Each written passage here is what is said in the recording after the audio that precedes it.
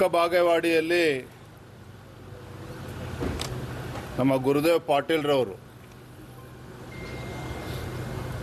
ತಂದೆಯವರ ಹೆಸರಿನಲ್ಲಿ ಒಂದು ಮಂಗಳ ಭವನವನ್ನು, ತಾಯಿಯವರ ಹೆಸರಲ್ಲಿ ಒಂದು ಭೋಜನಾಲಯನ ನಿರ್ಮಾಣ ಮಾಡಿದ್ದಾರೆ. ಅದರ ಒಂದು ಉದ್ಘಾಟನಾ ಕಾರ್ಯಕ್ರಮದ ನಿಮಿತ್ತ ಬಂದಿದ್ದೇನೆ. ನಿನ್ನೆ ದಿನ ಬೆಳಗಾವಿ ಮಹಾನಗರ ಪಾಲಿಕೆ ಮಹಾಪೌರರಾಗಿ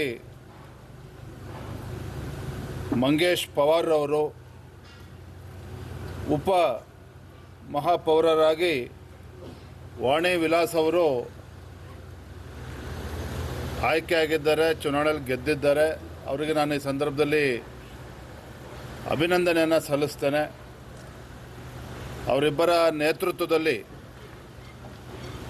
ಬೆಳಗಾವಿ ಮಹಾನಗರ ಪಾಲಿಕೆಯಲ್ಲಿ ಅತಿ ಹೆಚ್ಚು ಅಭಿವೃದ್ಧಿ ಕೆಲಸ ಕಾರ್ಯಗಳು ಆಗಲಿ, ಅದರ ಜೊತೆಗೆ ಎಲ್ಲ ಸಮಾಜ, ಎಲ್ಲ ವರ್ಗ ಹಾಗೂ ಎಲ್ಲ ಭಾಷಿಕರ ಜನರನ್ನು ಒಟ್ಟಿಗೆ ತೆಗೆದುಕೊಂಡು ಹೋಗ್ತಕ್ಕಂಥ ಕೆಲಸ ಅವರ ನೇತೃತ್ವದಲ್ಲಿ ಆಗಲಿ ಅಂಥೇಳಿ ಈ ಸಂದರ್ಭದಲ್ಲಿ ಅವರಿಗೆ ಶುಭವನ್ನು ಹಾರೈಸ್ತಾ ಇದ್ದೇನೆ. ರಾಜ್ಯದಲ್ಲಿ ಕಾಂಗ್ರೆಸ್ ಸರ್ಕಾರ ಬಂದ ನಂತರದಲ್ಲಿ ಮೊನ್ನೇನು ಸಿದ್ದರಾಮಯ್ಯನವರು ತಮ್ಮ 16ನೇ ಬಜೆಟನ್ನು ಮಂಡನೆ ಮಾಡಿದ್ದಾರೆ. 16ನೇ ಬಜೆಟಲ್ಲಿ ಒಂದು ಅಂಶವನ್ನು ಉಲ್ಲೇಖ ಮಾಡಿದ್ದಾರೆ. ಸರ್ಕಾರಿ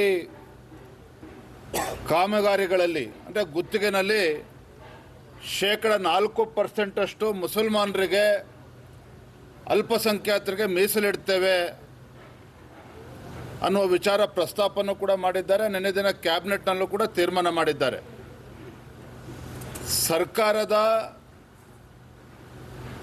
ಈ ಒಂದು ತೀರ್ಮಾನ ಮುಸಲ್ಮಾನರಿಗೆ 4% ಸರ್ಕಾರಿ ಗುತ್ತಿಗೆಗಳಲ್ಲಿ ನೀಡ್ತೇವೆ ಅಂತಕ್ಕಂಥ ತೀರ್ಮಾನ ಇದೊಂದು ಅಸಂವಿಧಾನಾತ್ಮಕ ತೀರ್ಮಾನ, ಸಂವಿಧಾನಕ್ಕೆ ವಿರುದ್ಧವಾಗಿರ್ತಕ್ಕಂಥ ಒಂದು ತೀರ್ಮಾನ.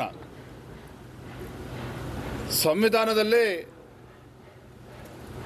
ಒಂದು ಧರ್ಮದ ಆಧಾರವಾಗಿ ಮೀಸಲಾತಿಯನ್ನು ಕೊಡಬೇಕು ಅಂತೇಳಿ ಎಲ್ಲೂ ಕೂಡ ಉಲ್ಲೇಖವನ್ನು ಮಾಡಿಲ್ಲ. ಆದರೆ ಕಾಂಗ್ರೆಸ್ ಸರ್ಕಾರದ ಈ ನಿರ್ಧಾರ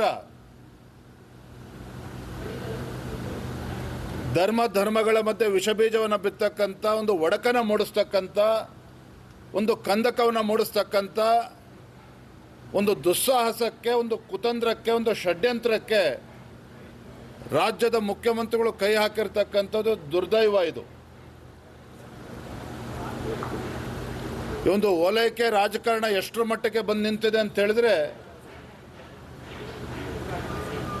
ಅಲ್ಪಸಂಖ್ಯಾತರು ಅಂತೇಳಿ ಮುಸಲ್ಮಾನರಿಗೆ ಇವತ್ತು ರಿಸರ್ವೇಷನ್ ಕೊಡ್ತಕ್ಕಂಥದ್ದು ಗುತ್ತಿಗೆನಲ್ಲಿ ಭಾರತೀಯ ಜನತಾ ಪಾರ್ಟಿ ಇದನ್ನು ಬಲವಾಗಿ ನಾವು ಖಂಡಿಸ್ತೇವೆ.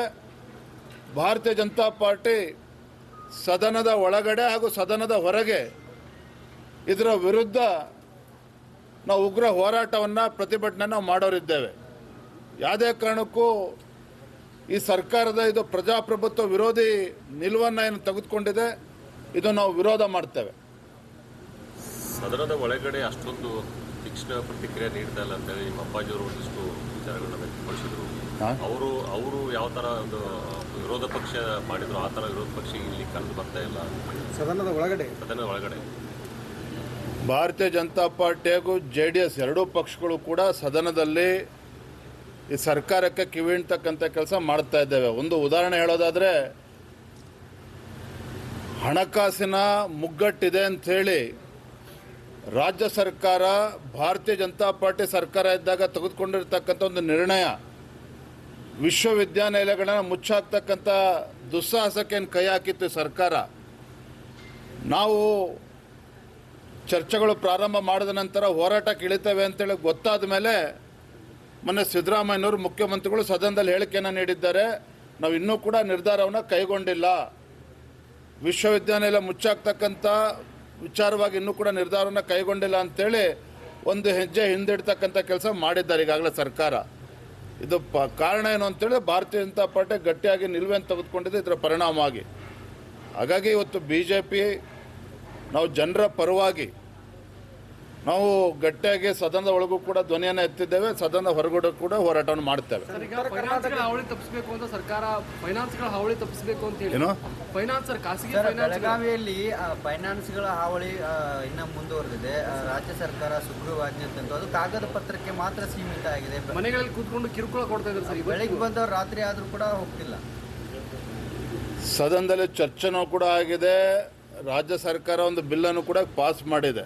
ಒಂದು ಬಿಗಿಯಾಗಿರ್ತಕ್ಕಂಥ ಒಂದು ಕಾನೂನನ್ನು ಅನುಷ್ಠಾನ ಮಾಡ್ತೇವೆ, ಇದರ ವಿರುದ್ಧ ನಿರ್ದಾಕ್ಷಿಣ್ಯವಾಗಿ ಕ್ರಮನ ಕೈಗೊಳ್ತೇವೆ ಅಂತ ಹೇಳಿದ್ದಾರೆ. ಈಗಾಗಲೇ ಸಾಕಷ್ಟು ಸಾವು ನೋವುಗಳಾಗಿದೆ.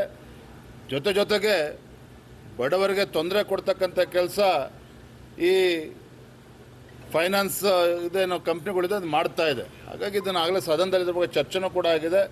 ಇನ್ನಾದರೂ ಕೂಡ ಸರ್ಕಾರ ಎಚ್ಚೆತ್ತುಕೊಂಡು ಏನು ಬಡವರಿಗೆ ಅನ್ಯಾಯ ಆಗ್ತಾ ಇದ್ರ ಪರವಾಗಿ ನಿಲ್ತಾರೆ, ನಾವು ಕೂಡ ಅದ್ರ ಪರವಾಗಿ ಹೋರಾಟವನ್ನು ಕೂಡ ಮಾಡಿದ್ದೇವೆ. ಸರ್, ಉತ್ತರ ಕರ್ನಾಟಕಕ್ಕೆ ಬಜೆಟ್ನಲ್ಲಿ ಅನ್ಯಾಯವಾಗಿದೆ. ಯಡಿಯೂರಪ್ಪ ಅವರು ಸರ್ಕಾರದಲ್ಲಿ ಹೇಗೆ ಉತ್ತರ ಕರ್ನಾಟಕಕ್ಕೆ ಪ್ರಾಮುಖ್ಯತೆ ಕೊಡ್ತಾ ಇತ್ತು, ಹಾಗೆ ಪ್ರಾಮುಖ್ಯತೆ ಕೊಟ್ಟಿಲ್ಲ. ವಿಶೇಷವಾಗಿ ನೀರಾವರಿ ಯೋಜನೆಗೆ ಯಾವುದೇ ಒಂದು ಪ್ರಾಮುಖ್ಯತೆಯನ್ನು ನೀಡ್ತಾ ಇಲ್ಲ. ಹಿಂದೆ BJP ಸರ್ಕಾರ ಇದ್ದಾಗ ಸುಮಾರು 19,000 ಕೋಟಿಗೆ ಇವತ್ತು ನೀರಾವರಿ ಯೋಜನೆಗೆ ವಿಶೇಷವಾಗಿ ಉತ್ತರ ಕರ್ನಾಟಕಕ್ಕೆ ಅನುಕೂಲ ಆಗಬೇಕು, ಈ ಭಾಗದ ರೈತರಿಗೆ ಅನುಕೂಲ ಆಗಬೇಕು ಅಂತೇಳಿ ನೀರಾವರಿ ಯೋಜನೆಯ ಒಂದು ದೊಡ್ಡ ಮೊತ್ತದ ಒಂದು ಕಾಮಗಾರಿಯನ್ನು ಕೂಡ ಕ್ಲಿಯರ್ ಮಾಡಿತ್ತು. ಅದನ್ನು ಕೂಡ ತಡೆ ಹಿಡಿತಕ್ಕಂಥ ಕೆಲಸ ರಾಜ್ಯ ಸರ್ಕಾರ ಮಾಡಿದೆ. ಏನು ಹೇಳಿದ್ರು ಸಿದ್ದರಾಮಯ್ಯನವರು, ಕಾಂಗ್ರೆಸ್ ನಡೆಗೆ ಕೃಷ್ಣ ಕಡೆಗೆ ಅಂತೇಳಿ ಘೋಷಣೆನ ಕೂಗಿದ್ರು, ಪಾದಯಾತ್ರೆ ಮಾಡಿದ್ರು.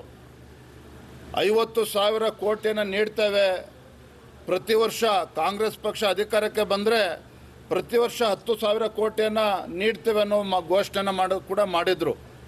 ಆ ವಿಚಾರವನ್ನು ಕೂಡ ಈಗಾಗಲೇ ಮರ್ತಿದ್ದಾರೆ.